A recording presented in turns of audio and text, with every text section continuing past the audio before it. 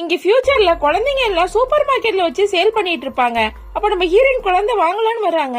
ஆனா அவங்களோட ஹஸ்பண்ட் கருப்பா இருக்கிறதால குழந்தைங்க எல்லாம் கலரா இருக்கிறதால வேணாம்னு சொல்லிட்டு கிளம்புறாங்க. இப்ப நேச்சுரலா குழந்தை பெத்துக்கலாம்னு யோசிக்கிறாங்க. அதுக்காக ஒரு சென்டருக்கு போறாங்க. அங்க பார்த்தா ஒரு முட்டைக்குள்ளதான் குழந்தைய வளர்க்கறாங்க. இப்ப ஹீரோயினோட கருமுட்டையை வச்சு குழந்தை எப்படி உருவாகுங்கிறத கூட மானிட்டர்ல இவங்க பாத்துட்டே இருப்பாங்க. இப்ப கொஞ்சம் கொஞ்சமா குழந்தையும் வளர ஆரம்பிக்குது. அந்த குழந்தைக்காக ஆப்பிள் நியூட்ரிஷன் எல்லாம் கூட கொடுக்கறாங்க. இப்ப அந்த குழந்தை கூடவே இருக்கணும்னு இவங்க ஆசைப்படுறாங்க.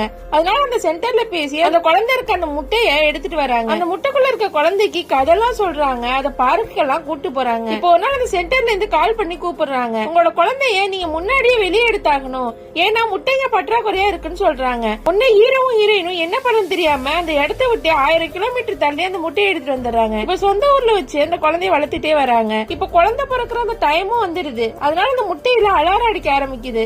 இப்ப அந்த முட்டையை ஓபன் பண்ணலான்னு பார்த்தா அதுக்கு பாஸ்வேர்டு வேணும். இவங்க அந்த சென்டர் கான்டாக்ட் பண்ண கூடாதுங்கிறதுக்காக மொத்த நெட்வொர்க்கையுமே கட் பண்ணிருப்பாங்க.